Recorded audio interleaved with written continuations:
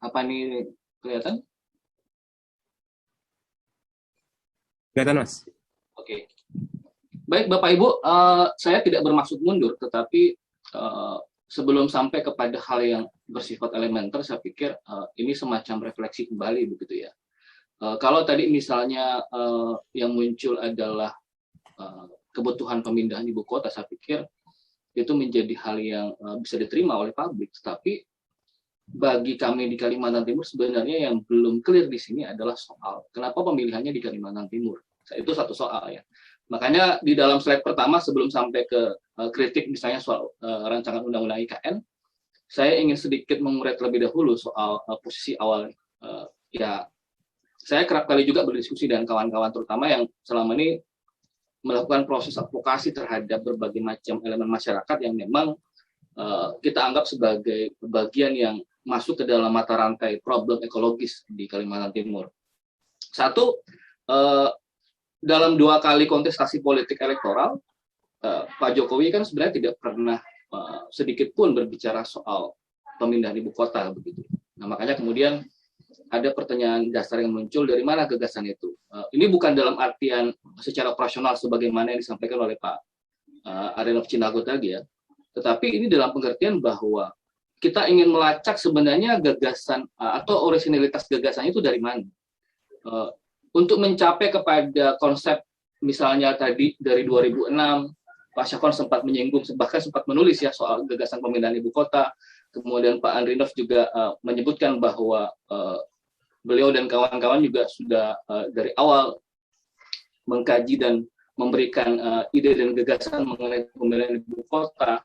Nah, pertanyaannya adalah apakah diskursus sejak 2006-2008 ke sini itu memang linear dengan ide dan gagasan pemindahan ibu kota di bawah rejim pemerintahan Jokowi misalnya. Itu yang menjadi pertanyaan besar sebenarnya. Sama persis dengan apa yang dikhawatirkan oleh Pak Arinov tadi ya. Ada 5 tantangan, saya tadi sempat menyimak. 2 di antaranya juga linear dengan pertanyaan ini. Bagaimana misalnya soal kepentingan politik sesaat itu. Bagaimana misalnya dengan free riders. Itu mungkin akan saya bahas di 5 atau 6 slide terakhir gitu ya.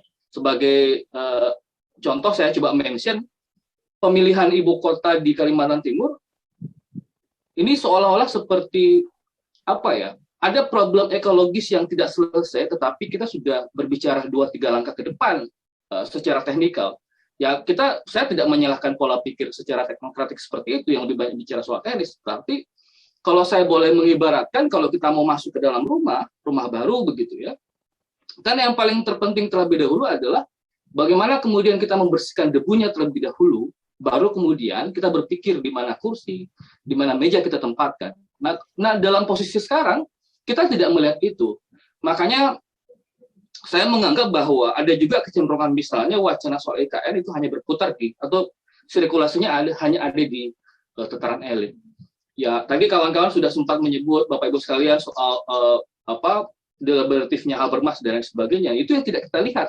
Ruang-ruang publik itu kemudian seolah-olah itu disandra oleh perbincangan hanya di seputaran elit politik. Apakah misalnya kita pernah mendengar bagaimana masyarakat hukum adat di Kalimantan Timur itu berbicara mengenai dampak yang akan mereka rasakan terhadap ruang hidupnya, terhadap kepentingan ruang tanah, wilayah dan lain sebagainya, itu tidak pernah kemudian kita dapatkan begitu. Nah, makanya saya sebenarnya beranggapan seolah-olah ini kalau saya mengutip Julius Verne di dalam 20,000 Leagues Under the Sea, dia bilang ada istilah dia sebut aures haben et audien gitu ya, seolah-olah wacana IKN ini tidak pernah peduli dengan respon dan kritik dari publik. Kita punya mata tetapi tidak bisa melihat, kita punya telinga tetapi tidak bisa mendengar, ya kita punya mulut tetapi kemudian tidak bisa merepresentasikan apa yang menjadi kebutuhan masyarakat di Kalimantan Timur. Nah, salah satunya yang tidak bisa selesai menurut saya adalah soal problem ekologis. Mungkin akan sampai pada satu pertanyaan di akhir slide saya ini, apakah misalnya pemindahan ibu kota di Kaltim, saya mau stressing lagi ya, ini bukan soal kebutuhan pemindahan ibu kota. Saya tadi bisa menerima gagasan itu, gagasan besar kalau tadi bahasanya Pak Andrinov Cinago, tetapi yang menjadi problem adalah apakah pemindahan ibu kota itu memang bisa menjawab krisis ekologis di Kalimantan Timur. Saya mau ambil contoh, Bapak Ibu sekalian. Kalimantan Timur itu tidak bisa kita anggap secara parsial. Kalau misalnya penetapan ini dalam konteks rencana ya, 256.000 kawasan IKN itu diklaim sebagai bagian dari perencanaan ke depan, bagaimana gagasan besar soal ibu kota, itu tidak bisa kita lihat secara parsial yang kemudian terpisah seolah-olah dengan wilayah lain yang ada di Kalimantan Timur. Tidak bisa kita pisahkan dengan Samarinda, tidak bisa kita pisahkan dengan Balikpapan, dan 10 kabupaten kota yang lain yang ada di Kalimantan Timur. Bahkan tidak bisa kita pisahkan dengan daerah-daerah satelit yang lain begitu. Nah, dalam konteks ini saya pikir problem ekologis yang ada di Kalimantan Timur sebagai contoh, saya mau ambil contoh ya. Saya kemarin sempat berbincang misalnya salah satu kepala desa di Desa Sukowulyo. Sukowulyo ini di daerah Kecamatan Sepaku ya di Penajam Pasir Utara. Terkait dengan tambang ilegal di sana yang ternyata itu jaraknya hanya 20 km kurang lebih dari titik lokasi ibu kota. Nah, problemnya kemudian itu tidak bisa kita pandang sebelah mata. Persoalan tambang ilegal yang muncul kemudian, ini baru soal tambang ilegal gitu ya. Kita belum bicara soal dampak industri ekstraktif yang begitu sangat besar. Ini mungkin akan masuk juga dalam konteks desain soal energi yang disampaikan tadi begitu ya. Ada 151 titik tambang ilegal di Kalimantan Timur dan 4 diantaranya yang baru muncul di permukaan. Itu yang saya sempat singgung tadi, yang dirasakan oleh masyarakat di Desa Sukomulyo di PPU. Ada tiga desa lain yang terdampak dari tambang ilegal dan jaraknya itu bisa dikatakan sangat dekat dengan lokasi atau wilayah yang akan ditetapkan sebagai ibu kota negara. Itu problemnya, bagaimana mungkin kita berpikir bahwa desain IKN itu akan kita kunci dan menjauhkan dari krisis ekologi kalau kemudian hal seperti ini saja itu belum bisa dijawab hari ini begitu. Saya pikir kita butuh effort, kita butuh treatment yang lebih jauh. Kalau kemudian IKN itu mau dikembangkan di Kalimantan Timur, maka problem ekologis itu mesti kita selesaikan terlebih dahulu dalam pengertian setidak-tidaknya ada upaya yang lebih konkret bagaimana kemudian pemerintah pusat misalnya itu memberikan effort yang lebih terhadap problem ekologis itu. Saya baru menyebut satu ya, baru menyebut soal tambang ilegal. Dan saya meyakini kalau kemudian persoalan ini tidak bisa selesai, mungkin saja itu akan bisa merangsek masuk ke dalam lokasi wilayah ibu kota. Kita belum bicara misalnya soal ada 164 wilayah konsesi di sana yang tersebar di antara konsesi batubara, perkebunan, kehutanan, 1 PLTU dan sebagainya. Oke, Bapak Ibu sekalian, akan saya simpan pertanyaan tadi. Saya mau melanjutkan dulu ke soal rancangan undang-undang IKN. Kemarin saya sempat berdiskusi sedikit dengan Mas Wasis bahwa dalam kapasitas saya sebagai orang hukum mungkin saya akan lebih banyak bicara soal desain rancangan undang-undang itu. Bapak Ibu sekalian, di dalam rancangan undang-undang IKN yang versi 34 pasal ya, karena kami kemarin coba membandingkan antara desain rancangan undang-undang versi 39 halaman dengan 34 halaman. Kemarin kita lebih fokus kemudian pada akhirnya mengkaji yang 34 halaman. Nah, kalau kita melihat struktur rancangan undang-undang ini, ada 4 ketentuan yang kemudian akan diatur lebih lanjut melalui peraturan pemerintah, yang keseluruhannya itu berkenaan dengan soal pendanaan. Itu akan juga saya singgung di slide berikutnya. Begitu. Nah, selain 4 PP yang kemudian didelegasikan akan diatur lebih lanjut, ada sekitar 10 ya kalau tidak salah. Ya, ada 10 ketentuan yang akan diatur lebih lanjut melalui peraturan presiden. Ada yang menyangkut pemindahan status IKN, menyangkut rencana induk IKN, struktur organisasi tugas wewenang, dan tata kerja pemerintahan khusus. Ada pembagian wilayahnya, tata ruang KSN IKN, pengelolaan pertanahan pada wilayah IKN, pemindahan lembaga negara, perwakilan negara asing dan perwakilan organisasi atau lembaga internasional, kegiatan persiapan pembangunan pemindahan ibu kota negara oleh otorita IKN, serta kewenangan dan perizinan. Dan terakhir, pembatasan pengalihan hak atas tanah pada wilayah IKN. Saya berpikir bahwa ini kalau seperti ini modelnya ya buat aja satu pasal sekalian di dalam rancangan undang-undang IKN yang keseluruhannya mendelegasikan pengaturan lebih lanjut melalui peraturan presiden. Makanya saya menganggap ya rancangan undang-undang IKN ini seperti undang-undang, tetapi ya rasanya adalah rasa presiden. Kalau kita mengutip berbagai macam referensi, kan peraturan presiden itu sebenarnya keputusan presiden yang karakteristiknya memang dalam bentuk rakling atau peraturan. Nah, kalau kemudian keseluruhan pengaturan lebih lanjut diatur melalui peraturan presiden, maka karakteristiknya itu pasti akan lebih banyak bersifat memenuhi selera subjektif dari eksekutif. Pertanyaannya satu misalnya bagaimana soal kontrol? Apakah DPR bisa memastikan bahwa keseluruhan desain besar soal IKN itu berjalan sebagaimana apa yang kita pikirkan hari ini? Karena bisa saja kalau pendekatannya peraturan presiden, wajah dalamnya sebenarnya adalah keputusan presiden, seleranya adalah selera subjektif presiden, yaitu bisa saja berganti presiden, berganti selera, bukan? Jadi tidak ada mekanisme kontrol kalau kemudian hampir keseluruhan pengaturan itu diatur melalui peraturan presiden. Itu kritik pertama begitu ya. Kita kan sama-sama paham ya bahwa rancangan undang-undang IKN ini adalah produk legislasi, tetapi ya rasanya memang rasa eksekutif. Kepres berjubah peraturan, sebab Perpres itu sejatinya adalah keputusan presiden yang berjubah peraturan. Pertanyaannya, apa problemnya kemudian tidak diatur, tidak harus secara teknikal di dalam rancangan undang-undang, karena sifat undang-undang memang berlaku secara umum begitu, tetapi setidak-tidaknya ada hal-hal prinsip yang mesti diatur di dalam undang-undang yang tidak boleh diatur lebih lanjut berdasarkan selera presiden di dalam ketentuan peraturan presiden. Itu menurut saya adalah problem mendasar. Jadi kendati pun Perpres itu adalah peraturan perundang-undangan dalam konteks referendum tadi yang saya maksud, tetapi kan di dalam proses pembentukannya sangat ditentukan selera subjektif presiden sebagai pemegang kekuasaan eksekutif. Saya menduga-duga ini, mohon maaf, ini seperti apa ya? Kalau kita melihat konstelasi politik sekarang, memang Pak Jokowi dalam konteks pemegang kekuasaan eksekutif itu punya dukungan yang sangat besar di parlemen, gitu ya. Tetapi kan kita tidak bisa memprediksi bagaimana kemudian konstelasi politik 1 tahun, 2 tahun, 5 tahun ke depan, apalagi pasca 24 ya, setelah beliau tidak berkuasa lagi. Bisa jadi konstelasi itu berubah. Makanya saya pikir kalau kemudian ketentuan rancangan undang-undang ini eksekutif heavy, lebih dibebankan pengaturan lebih lanjut yang melalui peraturan presiden, tanpa melihat kemungkinan perubahan konstelasi politik ke depannya, maka saya pikir bahayanya rancangan undang-undang IKN ini akan buyar tengah jalan. Begitu.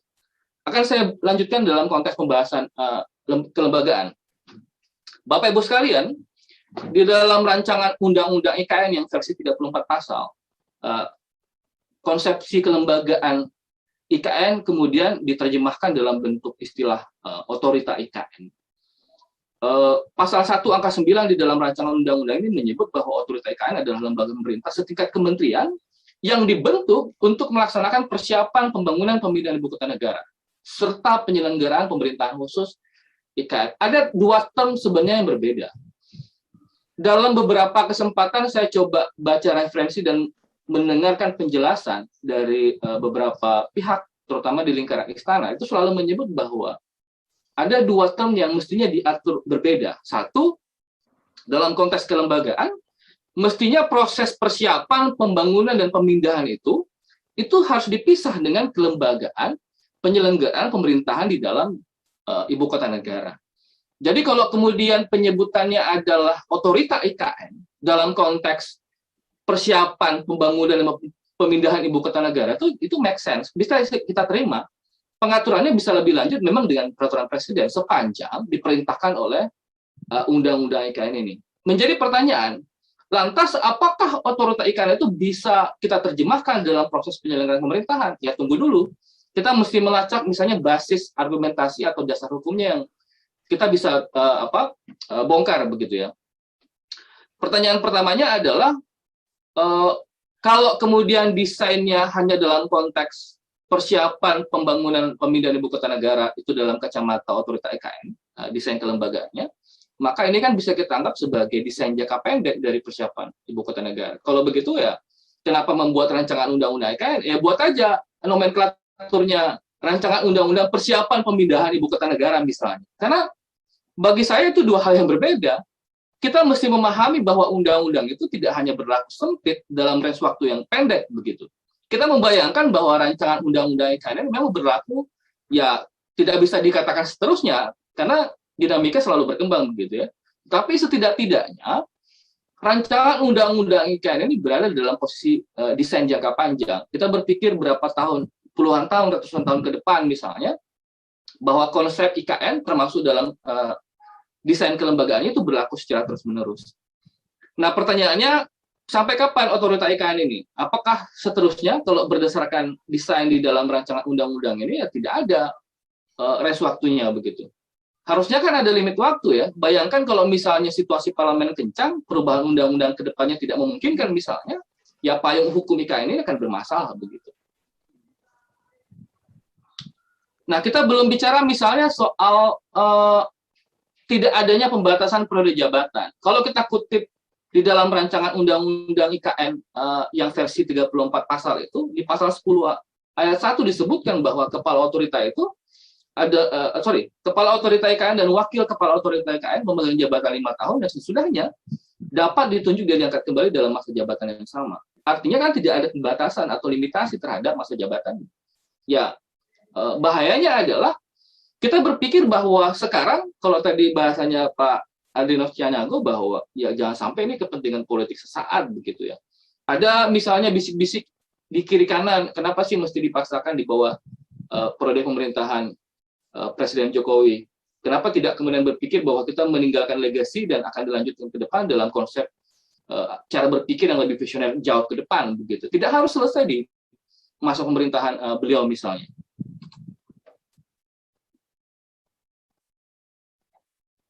Oke, pertanyaannya kalau bicara soal perspektif hukumnya, dari mana dasar atau cantolan otorita IKN ini? Memang di dalam ketentuan pasal 360 ayat 2 Undang-Undang Pemerintahan Daerah ada istilah kawasan otorita gitu ya. Kendati pun tidak ada penjelasan lebih lanjut.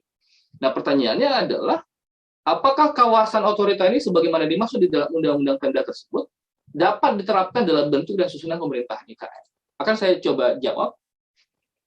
Dalam konteks kelembagaan untuk persiapan dan pembinaan IKN seperti yang saya sampaikan di awal tadi, konsep kawasan otorita itu memang memungkinkan dilakukan karena menyangkut fungsi pemerintahannya, itu memang bisa dilakukan. Kewenangan penetapan kawasan otorita ini kan bersifat eksekutorial, catatannya ya, sepanjang memang diperintahkan oleh undang-undang. Apakah di dalam desain rancangan undang-undang IKN 34 pasal itu memang memerintahkan soal itu? Iya, ada di sana. Tetapi yang menjadi pertanyaan adalah, dalam konteks tata kelola dan pemerintahan IKN, apakah desain otorita IKN itu sifatnya implementatif atau bisa kita terapkan? Tidak. Karena ada basis konstitusional yang mesti kita juga pertimbangkan. Sebagai contoh di dalam pasal 18 ayat 1, ini mungkin kerap kali kita bahas juga ya. Itu sudah disebutkan bahwa ya negara kita ini sudah dibagi atas daerah-daerah provinsi, dan daerah provinsi itu juga dibagi atas kabupaten dan kota, yang tiap-tiap provinsi, kabupaten, kota itu mempunyai pemerintahan daerah yang diatur dengan undang-undang. Itu sudah dibagi habis, pemerintah provinsi, pemerintah kabupaten, kota. Nah, kalau kita buka di dalam naskah akademik, yang saya dapat naskah akademik yang dibuat oleh Kementerian Perencanaan Pembangunan Nasional tahun-tahun Bappenas di versi Juni 2021 sebagai lampiran yang kemudian diajukan di dalam surat presiden di tanggal 28 atau 29 September ke DPR, itu menyebutkan bahwa memang ada 4 desain kelembagaan IKN itu. 1, daerah otonomi baru khusus gitu ya, membuat daerah otonomi baru. Yang kedua adalah kawasan khusus yang tadi saya uraikan dengan istilah otorita IKN itu atau kawasan otorita itu. Yang ketiga itu mixed, antara membuat satu daerah otonomi baru, kemudian di dalamnya dibuat kawasan otoritas sendiri. Dan ketiga, itu mendorong pemerintahan khusus, seperti model Yogyakarta misalnya. Tetapi pilihan kemudian yang diambil kan adalah pilihan kedua, kawasan otorita. Jadi pertanyaannya adalah, kalau kemudian di dalam desain rancangan undang-undang IKN itu mendorong kawasan khusus, itu pasti akan muncul problem ke depannya. Ini kan istilahnya enclave gitu ya, di dalam wilayah Provinsi Kalimantan Timur, di dalam wilayah Kabupaten Penajam Pasir Utara, dan di dalam wilayah Kabupaten Kutai Kartanegara. Bagaimana pengaturannya? Apakah tidak akan ada proses tarik-menarik yang lain? Pasti akan ada begitu. Nah, itu yang menjadi problem yang mestinya kita harus jawab. Nah, di dalam undang-undang Pemda sendiri sebenarnya, dalam konteks kacamata rejim pemerintahan daerah kita, itu memang kita kenal istilah penataan daerah ya, yang sayangnya sampai sekarang memang pasca pembentukan Undang-Undang 23 2014 tidak ada aturan turunan dalam bentuk peraturan pemerintah. Nah, penataan daerah dalam bahasa rejim pemerintahan daerah di dalam Undang-Undang 23 2014 itu memang mengenal istilah penataan daerah yang mengakui dua pengaturan tipologi penataan itu. Satu, pembentukan daerah, baik itu pemekaran ataupun penggabungan daerah, dan kedua, itu penyesuaian daerah. Nah, pertanyaannya di mana posisi IKN itu? Nah, IKN itu masuk di dalam klasifikasi atau tipologi penyesuaian daerah.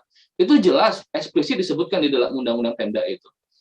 Pasal 31 ayat 3 Undang-Undang Pemda itu menyebut dua jenis tadi, kemudian pasal 55-nya menyebut bahwa ya sayang sekali memang tidak ada ketentuan lebih lanjut mengenai penyesuaian itu yang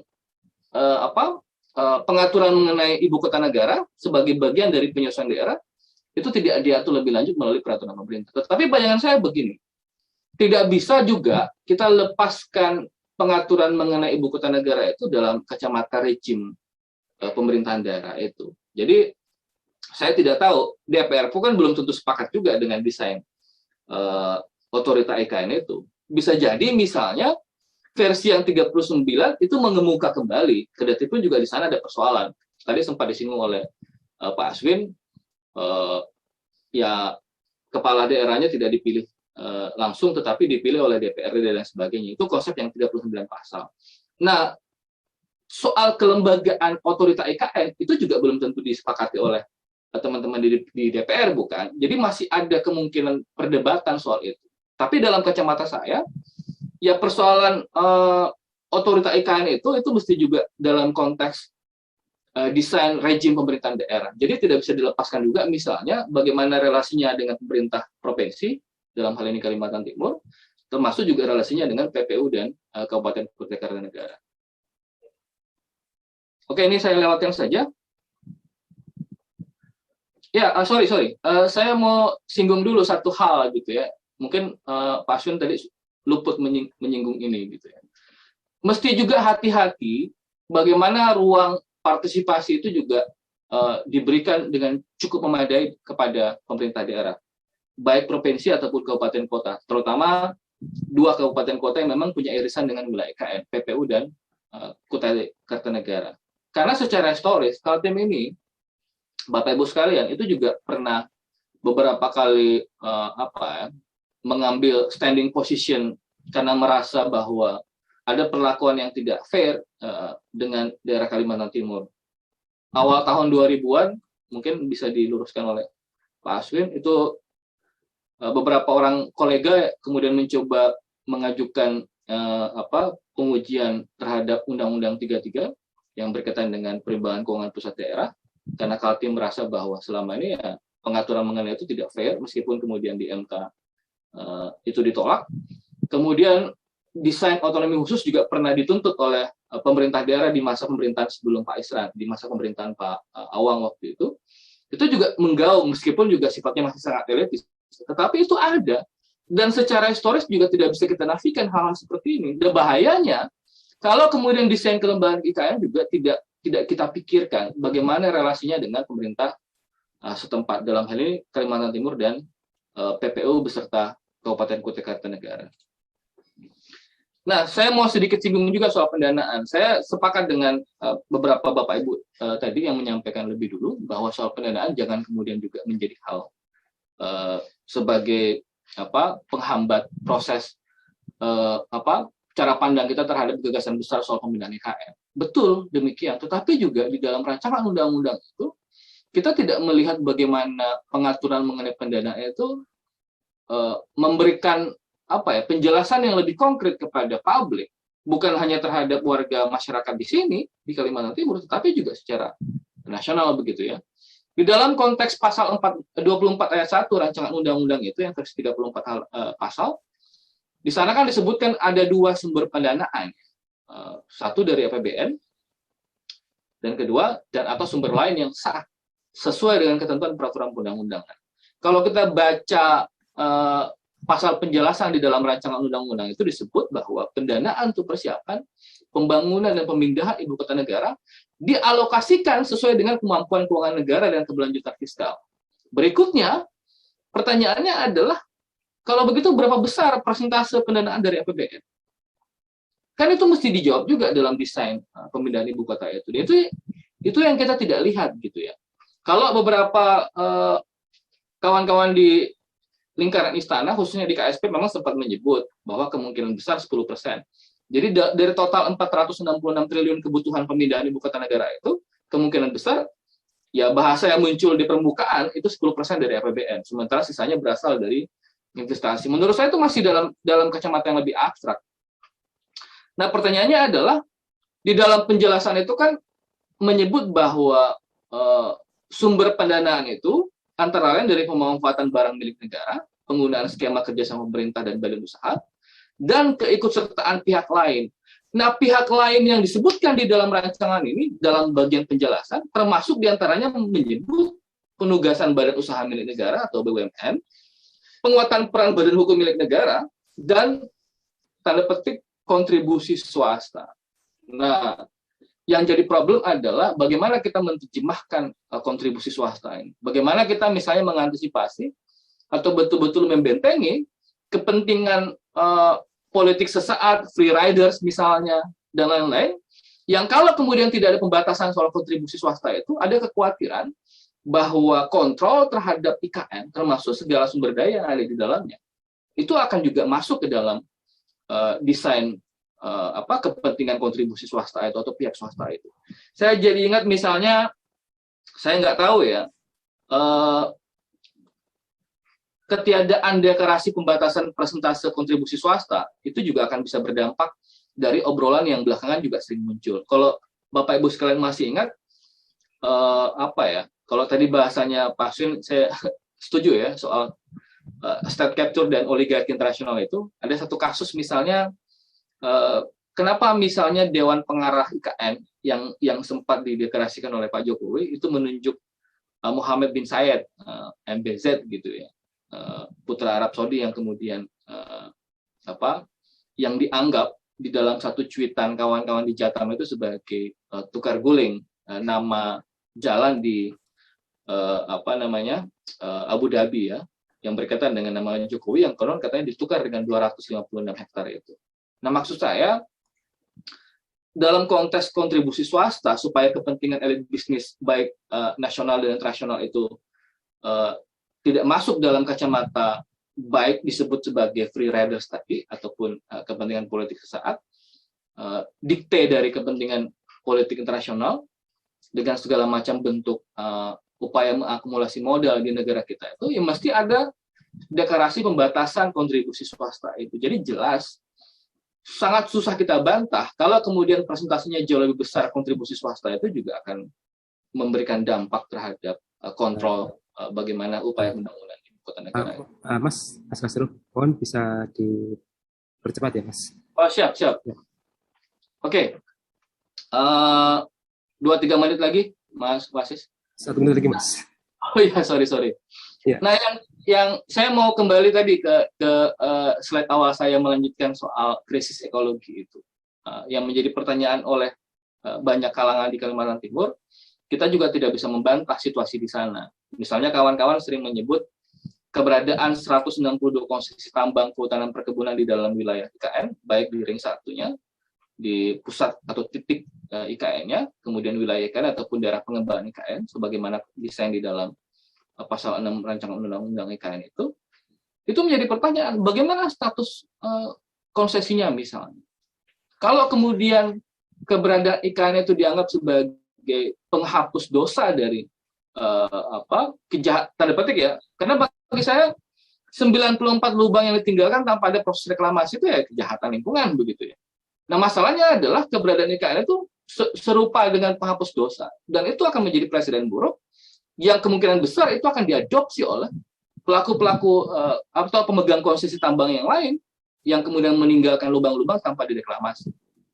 Dengan sangat terpaksa saya mengatakan bahwa 39 nyawa yang hilang di bekas gelang lubang tambang karena tidak direklamasi itu sampai sekarang juga tidak pernah ada penyelesaian.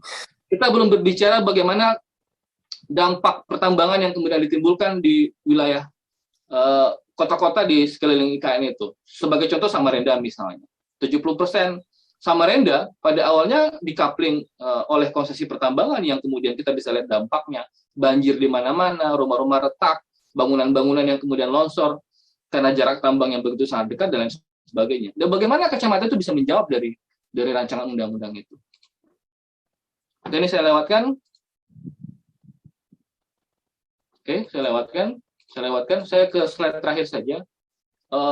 Satu harapan kami sebenarnya, terutama dari kawan-kawan pegiat civil society organization, tidak hanya di Kaltim tetapi juga di jaring kawan-kawan secara nasional. Kalau pertanyaannya muncul, apakah pemindahan IKN itu menjawab krisis ekologis? Apakah rancangan undang-undang IKN itu selaras dengan problem krisis ekologis itu?